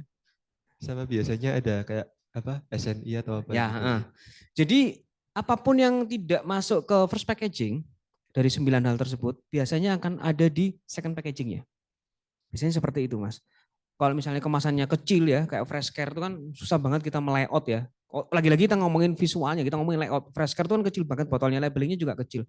Susah banget itu, nggak mungkin ada ilustrasinya dan sebagainya. Maka ilustrasinya kan masuk ke second packagingnya. Itu aja. Jadi apa yang tidak ada di first packaging akan masuk ke second packaging. Dari 9 hal yang mungkin sudah kita tetapkan di pertemuan kedua kemarin. Nggak bisa ada patokan pasti harus ada apa saja. Kadang informasi yang ada di first packaging akan diulangi ke second packaging. nggak apa-apa, nggak ada masalah. Tuh, kayak di fresh care itu kan ada aroma. Di second packagingnya juga ada aromanya, di first packaging juga ada aromanya juga. Karena kemungkinan second packaging setelah kalian beli akan kalian buang. Nah, informasi-informasi yang ada di sana yang penting-penting akan melekat ke first packaging lagi, Mas. Gitu biasanya, ya. Seperti itu. Kadang kalau sudah kayak botolmu gini ya, kayak Lovely ini ya. Lovely ini kan sudah banyak banget informasinya, mulai dari ada BPOM-nya, SNI dan sebagainya, ada ingredients-nya, ada cara penggunaan, ada dan sebagainya. Kemungkinan ini udah jelas nih informasinya. Nah, second packaging-nya ngapain? Second packaging-nya ya menambah visualnya aja. Supaya apa? Supaya ketika dia dipajang, orang lebih tertarik, menambahkan endorsement-nya di sini. Mungkin nggak ada foto endorsement-nya ya, nggak ada foto perempuannya dan sebagainya, nggak ada foto tangan atau apa, itu akan nempel di situ. Termasuk juga mungkin akan ada labeling harganya dan sebagainya. Tuh, itu yang ada di second packaging. Jadi ketika ngerjain second packaging, kamu harus melihat first packagingnya dulu seperti apa. Informasinya sudah selengkap apa, informasinya sudah sejauh mana. Baru nanti bikin second packagingnya. Pokoknya intinya second packaging itu melindungi first packaging. Isinya apa? Ya desainernya yang menentukan. Apakah ada informasi yang perlu ditampilkan untuk memikat? Lagi-lagi kan dia untuk memikat karena dia pion utama soft sellingnya. Sama seperti Gatsby-nya Robby. Mungkin karena penjualannya tidak laku, perlu bundling, dia membutuhkan second packaging, di situ dikasih sopo, orang artis yang rambutnya klimis ke sopo. Siapa kira-kira?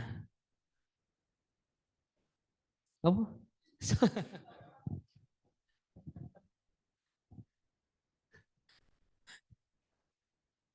Chef Juna, ada fotonya Chef Juna di second packagingnya. Tapi di first packagingnya nggak ada.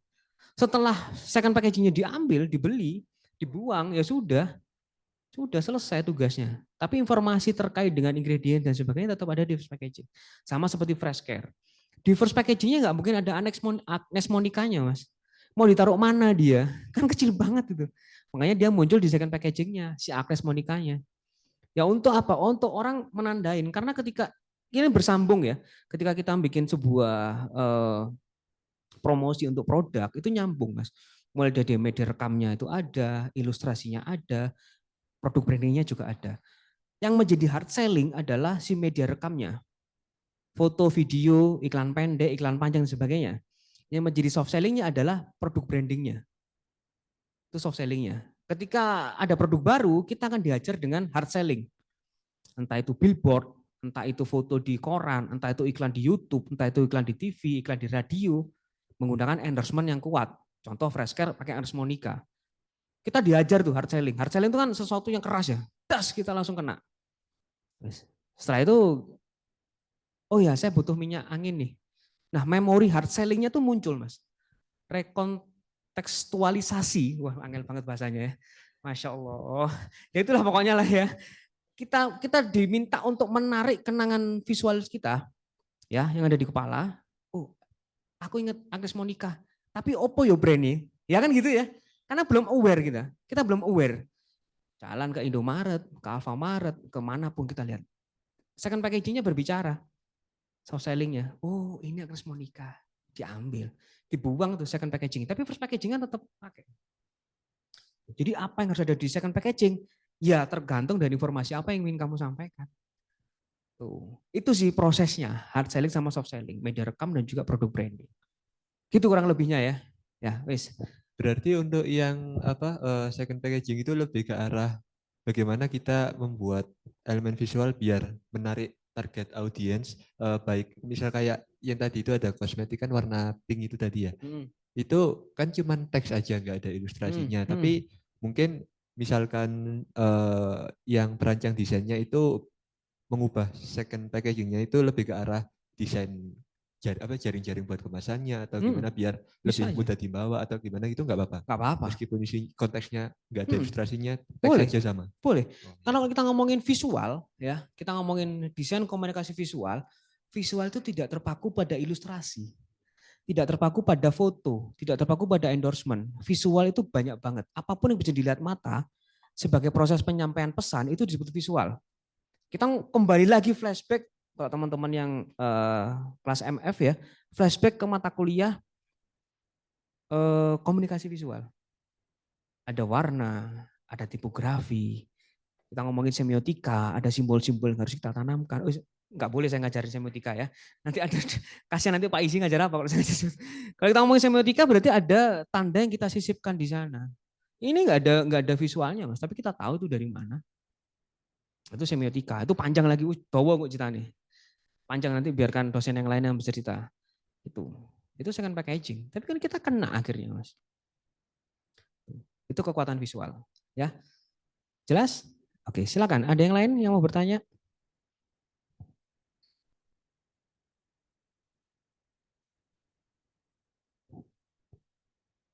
Ayo, bertanya itu gratis ya. Bertanya itu mudah, yang susah yang jawab. Mikir soalnya. Mbak, capek ya. Sip. Tovan mau nanya? Kalau nggak ada pertanyaan, tetap ya. Jadi tugas pertama tetap diselesaikan. Bagi teman-teman yang online, saya tunggu video dan fotonya. Lalu bagi teman-teman yang offline, kalau misalnya hari ini udah siap, silakan dikumpulkan. Kalau belum siap, ya saya kasih waktu sampai minggu depan. Ya, karena itu harus tetap saya cek, harus tetap saya nilai, saya kasih masukan seperti apa kemasan yang kalian rancang. Lalu untuk UAS-nya, ya kita masuk UAS ya. Karena sebenarnya UAS minggu depan, cuman karena saya lihat tugas pertama itu butuh waktu 2 minggu dan belum selesai. Karena kalau kita ngomongin UAS, kita harus ngomongin collective packaging. Jadi bikin kemasan nggak cuma satu nih, ya. Tuh, jadi agak panjang. Saya stop share screen, saya pindah ke project UAS-nya.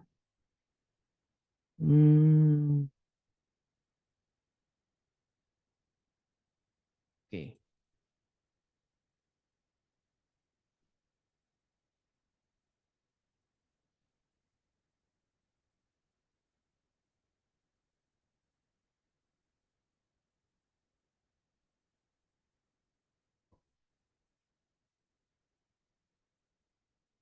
Oke. Ujian akhir desain kemasan. Sebelumnya di teman-teman yang online, kira-kira ini, kalau bikin video dan kirim bikin foto dan video untuk presentasi kemasannya kesusahan nggak? Mbak Tri, Mas Faik, dan juga Mas Deniar Arjun, ada kesusahan nggak kira-kira? Video kemasan yang dibuat aja Pak, atau video kayak kita presentasi sambil presentasi gitu? Iya, kayak gitu, dan juga motret dari beberapa angle gitu. Harusnya bisa sih, saya nggak tahu yang lain. Ya, gimana Faik dan juga Deniar? Untuk saya sendiri sih insya Allah diusahakan ya Pak. Cuman balik lagi mungkin ke rutinitas sih. Jadi nggak bisa. Ya disesuaikan sesuai porsinya mungkin ya. Oke, kalau Deniar? Diusahakan. Oke, diusahakan. Oke, kalau gitu ya. Jadi proses pengerjaan kemasannya sama seperti yang tugas pertama. Jadi ada bentuan STP, ada pembuatan thumbnail, rough layout, dan juga final design. Instruksinya seperti ini. Jadi saya kepingin teman-teman membuat kemasan kolektif dari sebuah brand yang memiliki beberapa produk yang juga belum ada di pasaran. Ya, jadi bikin produk baru itu dari brand yang sudah ada sebenarnya. Kemasan kolektif yang dibuat terdiri dari beberapa kemasan dengan bentuk yang berbeda-beda. Kemasan-kemasan tersebut dapat berupa first packaging, second packaging, third packaging, dan seterusnya ya. Kemasan kolektif yang dibuat minimal terdiri dari 3 kemasan. Jadi paling gampang bikin first, second, sama third. Itu paling gampang. Ya. Jika kemasan yang dibuat ada 3, hanya dibolehkan memakai 1 kemasan jadi. Jadi kemasan labelingnya cuma boleh 1. Ya. Ini kan kemasan jadi nih. Jadi proses labelingnya cuma boleh 1. Jadi nanti harus ada second packaging, berarti pakai jaring-jaring, dan juga ada third packaging pakai jaring-jaring juga. Kemasannya cuma boleh 1 tok. Tapi kalau 3-tiganya mau pakai kemasan dari awal jaring-jaring, nggak apa-apa juga. Itu. Ya, jadi seperti itu. Yang lainnya adalah kemasan cetak. Kalau misalnya kemasan yang dibuat 4 gitu ya, misalnya 2 varian dan sebagainya, diperbolehkan menggunakan 2 kemasan jadi dan selebihnya adalah kemasan cetak. Sama seperti kemarin, ya pembuatan kemasannya, ya ada roll dan sebagainya ya. Nanti ini saya taruh di drive ya. Materi hari ini semuanya saya taruh di drive, nanti kalian bisa baca di sana. Kalau misalnya ada pertanyaan boleh WA saya di WA group ya. Karena kalau di Japri ya sudah saya ceritakan jarang saya bales gitu. Ini contohnya ya, first packaging, second packaging. Ini contohnya dari PPT yang tadi. Ini first dan secondnya seperti contoh yang tadi. Ini adalah first packagingnya, second packagingnya, dan ini adalah third packagingnya. Ini juga bagian dari third packagingnya. Gitu teman-teman. Ya, brand yang sudah ada di pasaran aja, boleh makanan, boleh kecantikan atau apapun itu, bebas. Ya, tapi di luar kemasan yang sudah dibuat di tugas 1. Itu untuk tugas UAS-nya dikerjakan ya selama 3 minggu sampai UAS. Ya, pertemuan 5, sekarang pertemuan 5 ya. 6, 7 sampai 8 atau UAS. Jadi nanti proses selanjutnya di pertemuan ke-6, 7 sampai UAS adalah proses konsultasi. Ya, jadi kalau misalnya teman-teman sudah upload di Drive atau belum upload di Drive mau konsultasi kita di kelas ya, kita akan ngobrol terkait dengan perancangan kemasannya. Mungkin tahapan pembuatan STP-nya masih ada yang bingung, itu monggo silahkan. Karena dari penentuan STP nanti akan berpengaruh ke elemen estetis visualnya. Ya, jadi nanti akan saya taruh di Drive, besok pagi akan saya taruh di Drive, teman-teman bisa membaca pelan-pelan sambil tetap ngerjain tugas pertamanya. Ada pertanyaan teman-teman? Terkait dengan, ya silakan Yunus.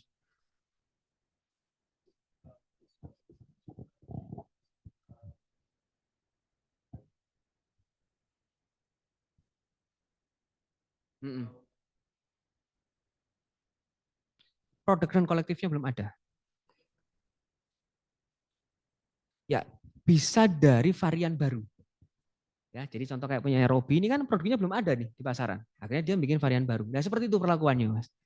Ya, misalnya dari aromanya, mungkin dari base-nya atau dari rasanya kalau Colgate dan sebagainya. Kalau dari lotion itu mungkin dari wanginya gitu. Tapi produknya nggak ada gitu loh. Ya. Jadi jangan menggunakan produk yang sudah ada. Ya sama sebenarnya seperti tugas pertama, membuat produk baru. Itu. Jelas Yunus? Oke, silakan yang lainnya. Mungkin ada pertanyaan? Pak, Ya. ini berarti bikin varian baru, tapi saat yang kemarin kan 2, ini berarti 1 aja, tapi kemasannya 3 gitu. Bikin baru dari awal, karena brandnya baru, bukan brand yang Iya, sudah dikerjakan di tugas 1. iya, tapi maksudnya cuma 1 varian baru gitu. Ya, varian baru. 1 varian baru. Contohnya kayak gini ya. Saya paling gampang nyentuh Colgate gini lah. Colgate ini ya.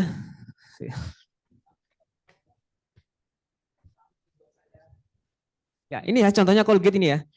Ini kan varian baru nih, varian untuk kids fruit splash flavor. Ini adalah first packagingnya. Lalu second packagingnya adalah membuat kemasan yang melindungi ini nih. Otomatis membuat kotaknya. Itu untuk second packagingnya. Lalu untuk third packagingnya dia membuat tas jinjingnya. Ini udah 3 tuh. Berdasarkan dari produk yang baru. Ada first packagingnya dia menggunakan labeling. Second packagingnya dia membuat kotak untuk ininya. Third packagingnya dia membuat tasnya. Gitu Mbak Tri. Ya, Pak. Makasih. Oke. Mas Faik ada pertanyaan atau Mas Deniar sebelum saya kembali ke tempat saya? Boleh Pak nanya. Jadi kan ini brand baru. Produknya nggak mesti baru kan ya. Jadi kan ada foto produk lain mungkin ya. Kalau bisa brandnya baru, produknya juga baru. Jadi tidak beranjak, tidak ngikutin tugas 1. Supaya penentuan STP-nya juga baru lagi. Maksudnya ini Pak, jadi kita nggak perlu ngedesain bentuk produknya kan. Tetap jadi kayak boleh. Misal kayak tadi kan Colgate kan ada ya Pak di pasar. Jadi kita melencengin gitu nama brandnya gitu. Oh, nggak boleh melencengin. Harus brand yang sudah ada di pasar. Gitu. Brand yang sudah ada di pasar. Ya, brand sudah ada di pasar. Jadi mengembangkan mungkin kalau Colgate ya varian atau rasa baru. Kalau Freshcare mungkin aroma baru. Gitu. Kalau Lovely mungkin Hembody dengan aroma yang baru. Tapi tetap brandnya harus ada di pasaran. Begitu. Oke? Sip.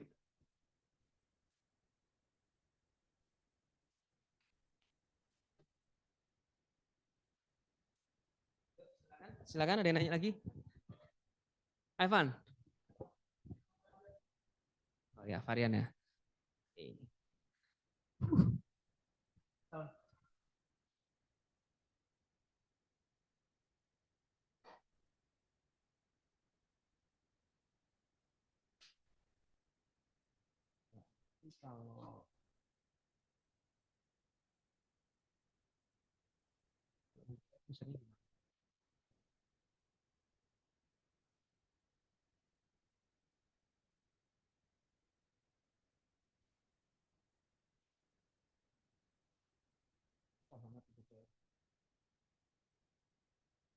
ini untuk langkah awal ya. Untuk langkah awal teman-teman bisa mencontoh ini. Jadi yang di Zoom gimana caranya? Yang di Zoom.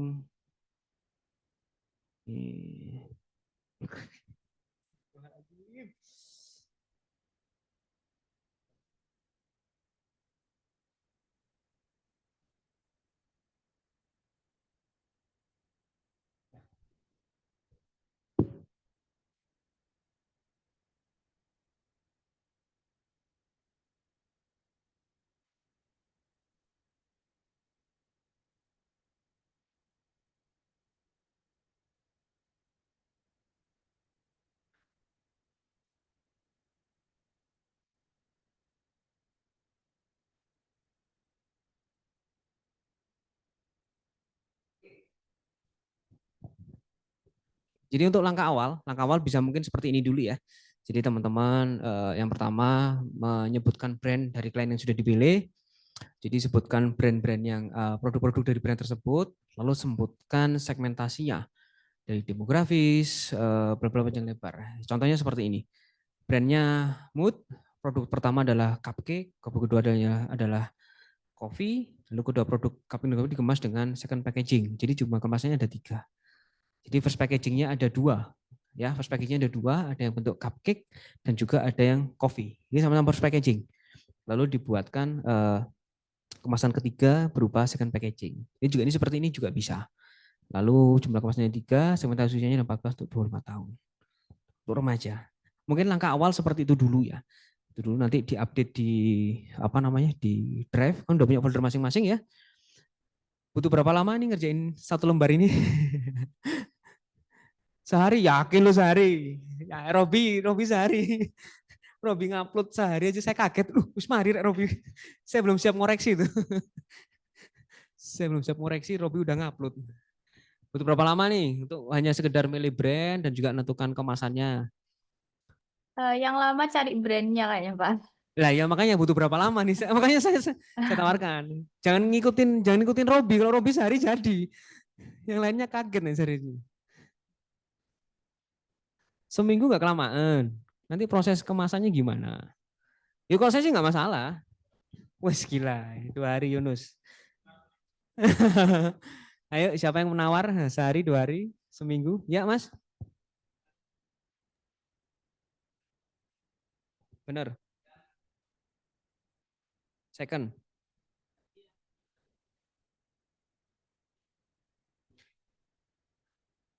Ya, kan minimal bikin 3 kemasan ya. Lazimnya adalah first, second, sama third. Cuman contoh yang ada di Mood itu hanya menggunakan 3 kemasan, 2 first dan 1 second. Gak apa-apa, yang penting bikin 3 kemasan. Kalau teman-teman kepingin menambahkan third packaging, berarti harus bikin 4 kemasan.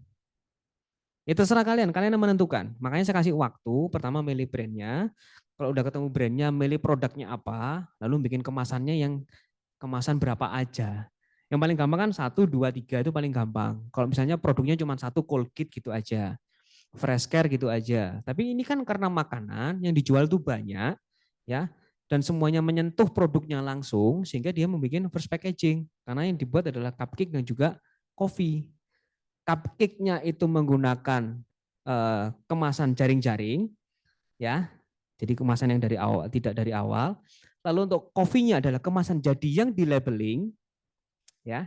Lalu second packaging-nya adalah kemasan jaring-jaring juga. Makanya tadi instruksinya kan kalau bikin 3, 1 boleh kemasan jadi atau labeling. Yang 2-nya bikin dari awal atau menggunakan jaring-jaring. Gitu. Makanya kamu sendiri yang menentukan, termasuk juga nentuin brandnya, termasuk juga menentuin segmentasinya dan sebagainya. Mau berapa hari wis? Teman-teman yang di online mau berapa hari? Bapak Ya. izin nanya Pak, ini kan tahapannya 3 ya yang disampaikan. Kalau tahapan sebelumnya yang kayak bikin thumbnail dan rough sketch yang lebih, kan kayak kemarin 3 tuh thumbnail, sama rough sketchnya per varian. Nah, itu perlu nggak Pak? Apa Ya perlu dong Mas. perlu Tetap ya? perlu lah. Ini kan tahap awalnya ini, tahap awal. Oke, Nanti thumbnail, rough layout sama desainnya tetap harus dikerjakan, oke. tetap harus dikerjakan sampai akhirnya mencetak.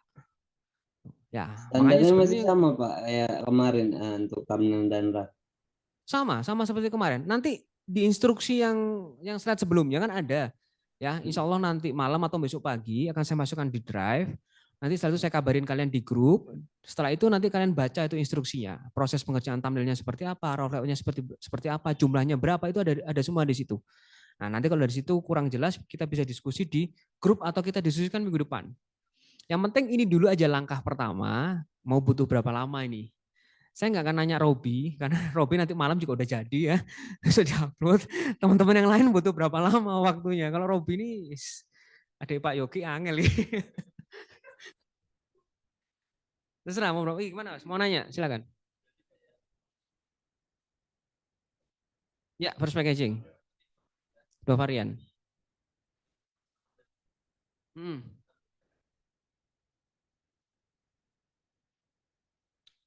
Itu 1 dong. Kan itu satu produk cuma beda varian aja. Kalau itu kan 2 produk Mas, satunya kopi, satunya cupcake. Ya, gitu ya.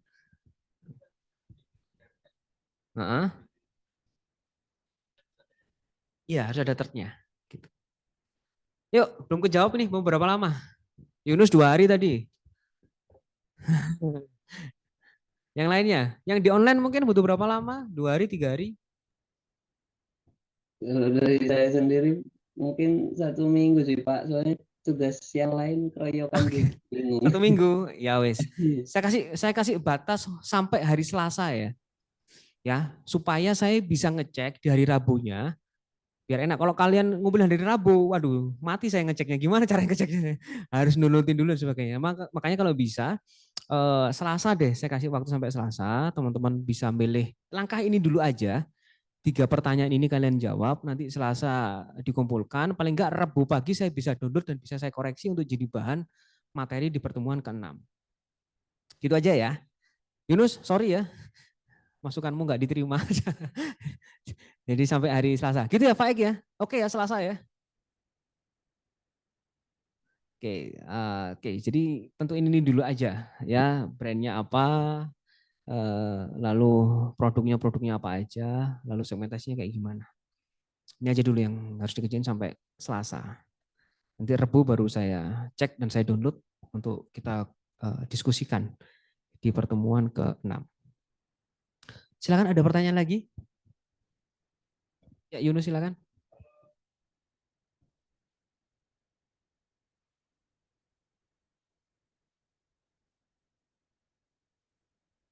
Paper bag-nya buat dari awal atau beli?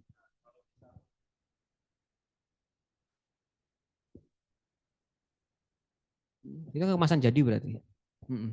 Karena kamu tidak bikin jaring-jaringnya Mas. Ini termasuk kemasan jadi. Walaupun kamu itu curang namanya. Itu curang namanya. Ya kalau kepepet biasanya seperti itu ya. Kepepet itu satu entek waktu nih.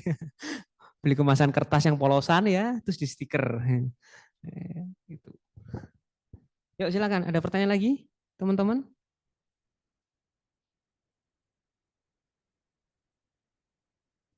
Yang di online mungkin ada yang mau ditanyakan? Yang online itu biasanya banyak loh ya, ini cuma 3 orang doang.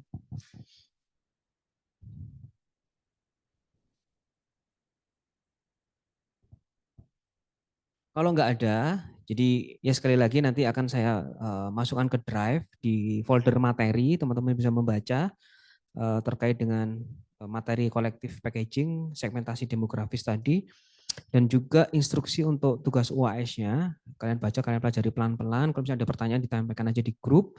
Lalu untuk teman-teman yang offline hari ini, yang kemasannya sudah jadi, silahkan diplastikin lah, diapain lah namanya seperti itu. Lalu dikasih kertas untuk nama kalian supaya saya bisa menandain. Silakan dikumpulkan di depan ini. Bagi yang belum, ya monggo segera diselesaikan. Termasuk juga dengan instruksi yang ada di Drive, mulai dari penentuan segmen dan sebagainya, PPT-nya, lalu thumbnail, rough layout, dan final design-nya silakan diupload di Drive untuk bisa dicek. Gitu ya. Bagi yang belum silakan dikerjakan. Kalau sudah ngupload di Drive, saya dikabarin. Pak, saya sudah, ini nanti saya cek. Kalau kalian nggak ngabarin, saya nggak tahu. Ya, oke. Sekali lagi saya tanyakan di online, apakah ada pertanyaan terkait dengan materi hari ini dan juga instruksi UAS-nya?